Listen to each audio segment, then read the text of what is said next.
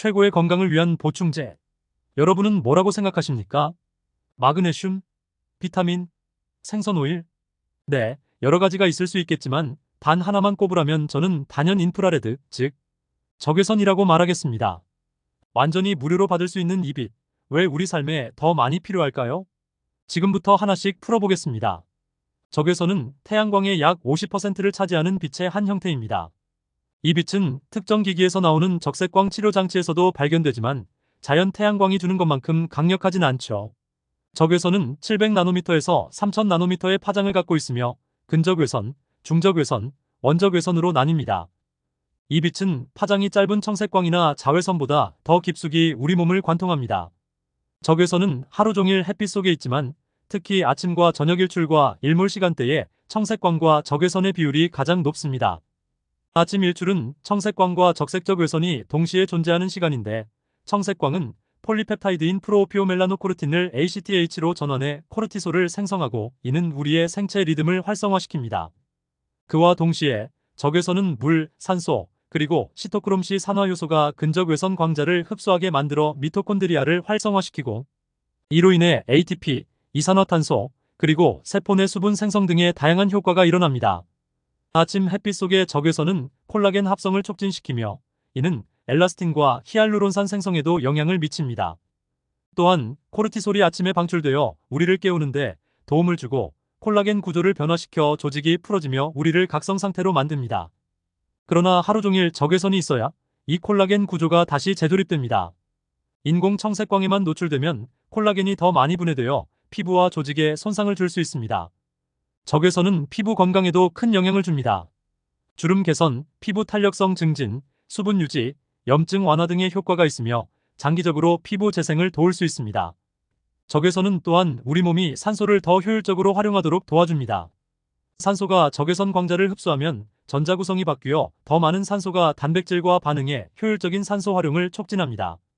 적외선이 미토콘드리아에 미치는 영향은 단순한 에너지 생성 이상입니다. 적외선은 세포 내 ATP와 수분 생성을 촉진하고 이는 여러분의 세포가 물 결합 부위를 노출시켜 수분이 제대로 작용하도록 돕습니다. 이로 인해 물이 양자적 역할을 하여 우리 몸에서 에너지와 정보를 효율적으로 전달하는 역할을 합니다. 이는 한의학에서 말하는 기라는 개념과도 연결됩니다. 현대 사회에서는 적외선이 결핍된 환경에 살고 있습니다. 인공 청색광, 와이파이, 블루투스, 전자파 등이 우리를 끊임없이 둘러싸고 있는데 이는 미토콘드리아 기능을 방해하고 물 분자의 결합을 깨뜨려 신체 수분을 탈수시키는 문제를 야기합니다. 적외선은 이 문제들을 해결해줍니다. 자연 속에서 더 많은 시간을 보내는 것이 적외선을 활용하는 가장 좋은 방법입니다. 창문을 열고 햇빛이 들어오는 곳에 가까이 있거나 실외에서 활동하면서 하루 중 다양한 시간대에 햇빛을 받는 것이 중요합니다. 식물들은 적외선을 반사하기 때문에 자연 속에서 시간을 보내는 것은 엄청난 양의 적외선을 흡수하는 방법입니다. 사우나, 특히 전통적인 사우나는 적외선을 흡수할 수 있는 훌륭한 방법입니다. 열 자체가 적외선의 일종이므로 사우나나 불에서 나오는 열은 적외선을 제공합니다. 또한 차가운 물에 노출되는 것도 미토콘드리아의 해리를 촉진시켜 적외선 효과를 극대화할 수 있습니다. 적외선은 여러분의 미토콘드리아를 활성화시키고 ATP와 수분 생성을 촉진하여 우리 몸의 건강을 개선하는 놀라운 자연의 선물입니다. 햇빛, 자연, 그리고 적외선의 힘을 통해 여러분의 건강을 최적화할 수 있습니다. 보충제나 약물 대신 자연에서 제공하는 이 강력한 빛을 활용하세요. 그 어떤 병이나 보충제도 자연의 빛을 대신할 수는 없습니다. 지금까지 내용을 요약해서 다시 한번 정리해 보겠습니다. 우리의 생물학을 최적화하기 위해 충분한 적외선 빛을 어떻게 얻을 수 있을까요? 하루 중 다양한 시간대에 야외에서 지내는 것입니다.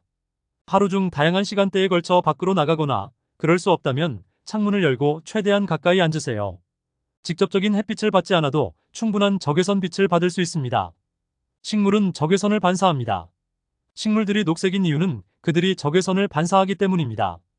따라서 자연에 둘러싸인 환경에서 시간을 보내면 엄청난 양의 적외선 빛을 얻을 수 있습니다. 열은 적외선의 한 형태입니다.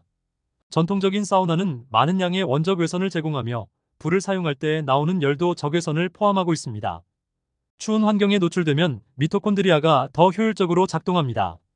특히 갈색 지방이 있는 미토콘드리아의 해리를 촉진시키는데 이 역시 적외선 효과와 관련이 있습니다.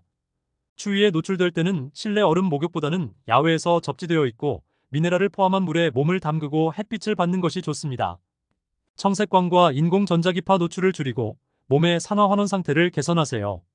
청색광을 제한하고 스트레스 요인이 되는 환경적 정신적 문제를 해결하고 계절에 맞게 식사하고 수분을 적절히 공급하여 더 많은 적외선 빛이 필요하다는 필요성을 상쇄함으로써 산화환원 반응을 증가시킵니다. 태양광을 대체할 수는 없지만 적색광 치료기기를 보조적으로 사용할 수 있습니다. 햇빛을 대체할 수 있는 것은 없지만 적색광 요법 장치도 버팀목으로 사용할 수 있습니다. 저는 이 브랜드를 좋아합니다. 참고로 관심을 가지시는 분들을 위하여 라파402 VIP에 대한 내용을 보실 수 있도록 영상 하단의 더보기란에 남겨놓겠습니다. 하루 최소 2시간은 햇빛을 쬐고 위의 전략들을 활용하여 적외선 노출을 최적화하세요. 하루에 최소 2시간 동안 햇빛 야외 시간을 선택하는 것은 적외선 빛에 대한 노출을 최적화하여 건강을 극대화하는 좋은 방법입니다. 오늘 내용이 도움이 되셨다면 좋아요와 구독 눌러주세요. 건강에 대하여 알고 싶은 내용을 댓글로 남겨주시면 영상을 준비해 보겠습니다.